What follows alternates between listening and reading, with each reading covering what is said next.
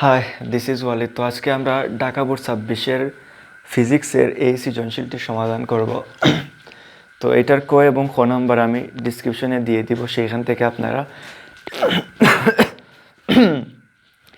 আপনারা লিখে নেবেন। তো গ নাম্বারে কি বলা হয়েছে, উদ্দীপকের বি দর্পণে পিকিউ বস্তুটির বিম্ব কোথায় তৈরি হবে নির্ণয় করে। এই যে এইটার বিম্ব, এইটার পিকিউ বস্তুর বিম্ব কোথায় তৈরি হবে আমাদের নির্ণয় করতে হবে। পিকিউ বস্তুর বিম্ব কোথায় তৈরি হবে সেইটি আমাদের নির্ণয় করতে হবে। তো প্রথমে আমাদের এই যে এইটা তো আমরা বলতে পারি উত্তল দর্পণ। কারণ উত্তল দর্পণ কেন বলতে পারি, কারণ এইটার যে প্রলেপগুলা ভিতরের দিকে দেওয়া আছে, তো ভিতরের দিকে দিলে আমরা এইটা বলতে পারি যে বি দর্পণটি হলো একটি উত্তল দর্পণ। তো এইটা তো আমরা বলতে পারি বি দর্পণটি কি উত্তল দর্পণ।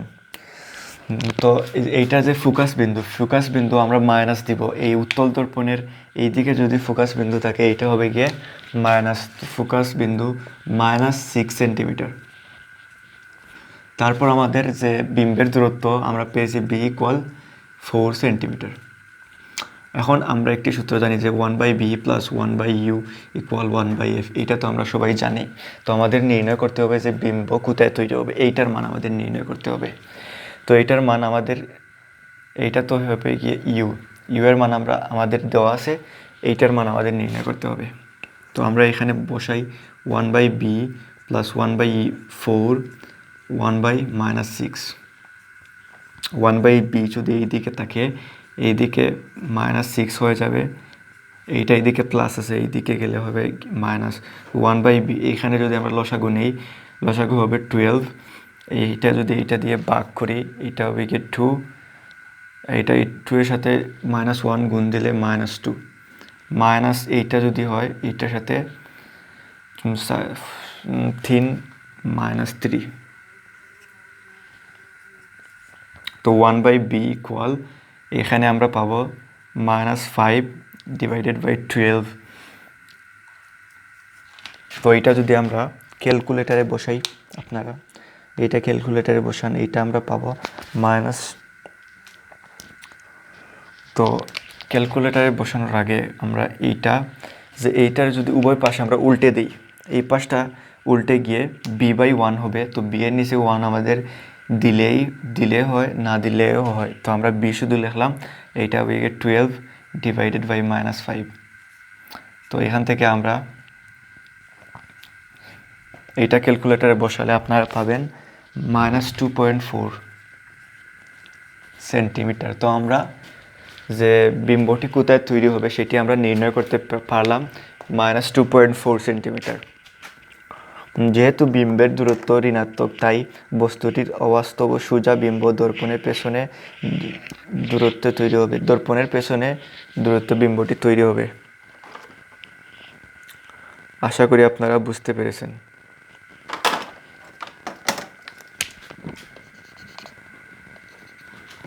এখানে বলে যেহেতু বিম্বের দূরত্ব বি ঋণাত্মক, যেহেতু বিম্বের দূরত্ব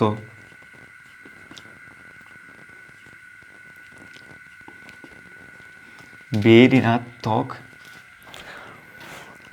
ঋণাত্মক, তাই বস্তুটির অবাস্তব ও সোজা বিম্ব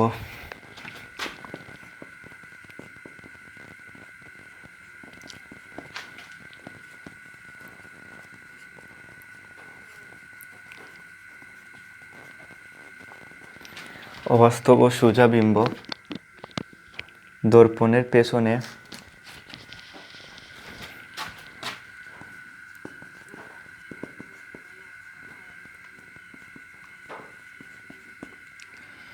উম 2.4 সেন্টিমিটার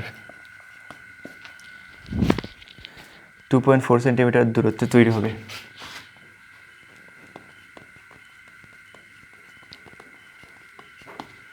এটাই আমাদের আনসার। এখন আমরা এর পরবর্তী প্রশ্নটি সমাধান করব।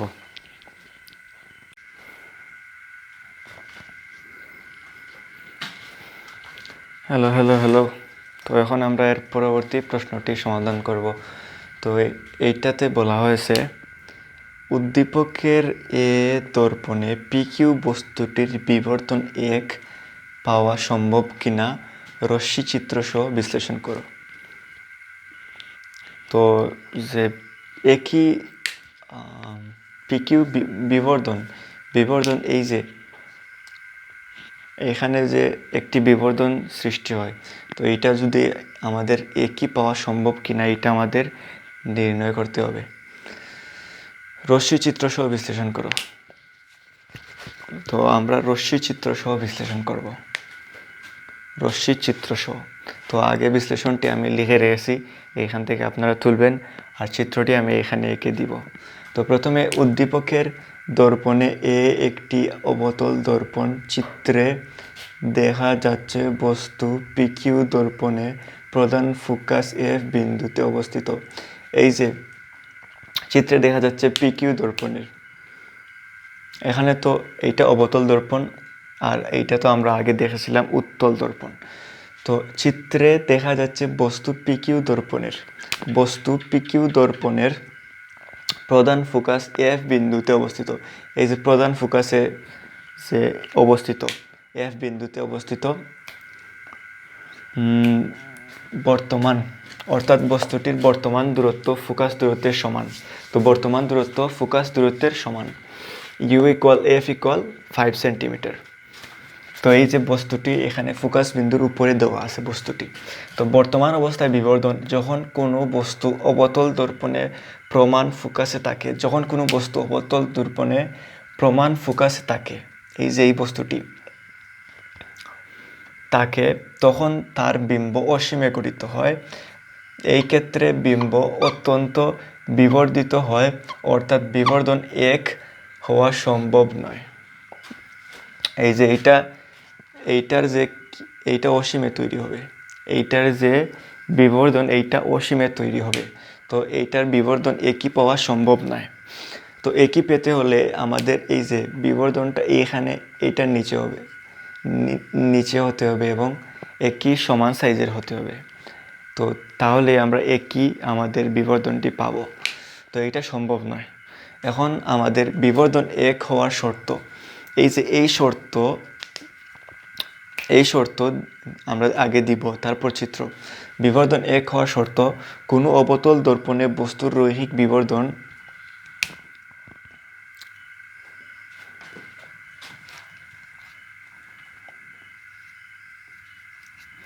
এক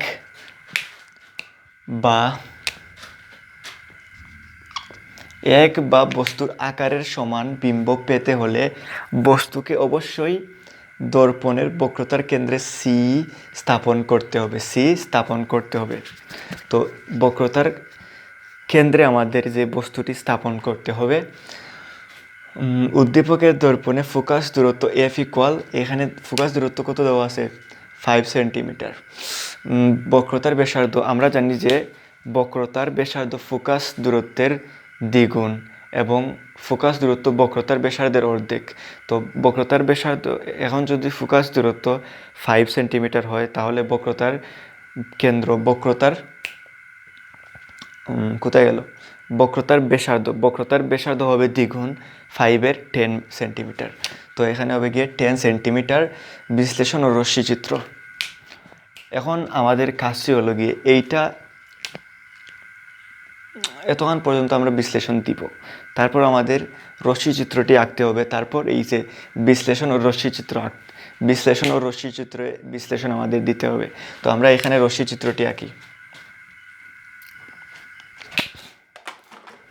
তো প্রথমে আমাদের অবতল দর্পণটি এঁকে নিই।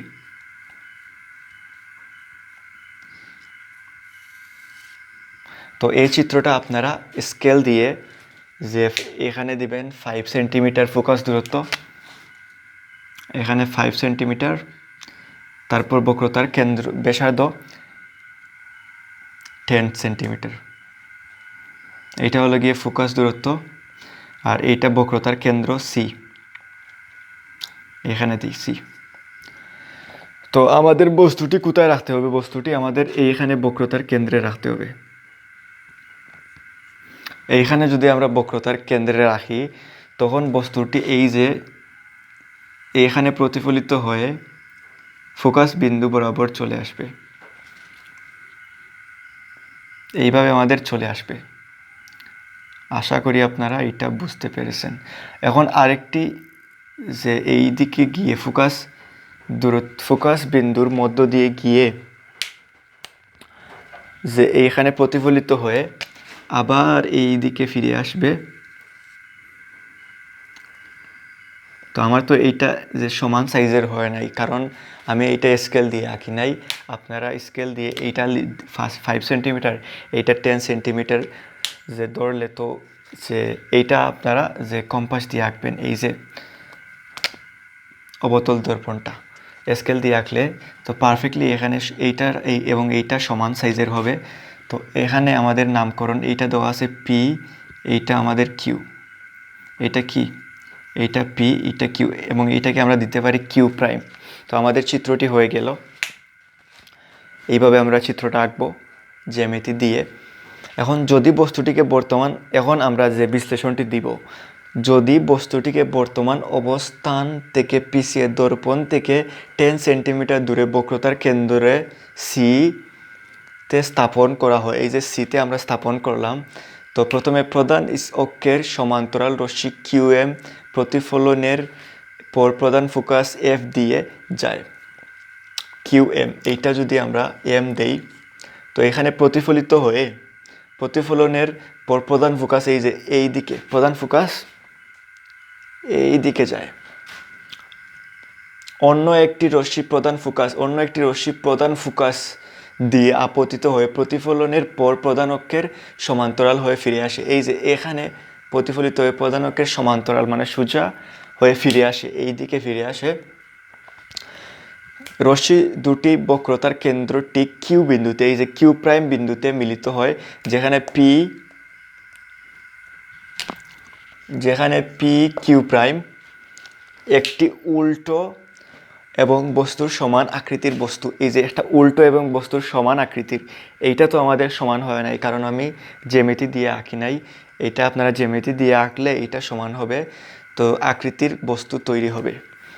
তো এইভাবে আমরা রশ্মিচিত্রের সাহায্যে আমরা এটা বিশ্লেষণ করতে পারবো।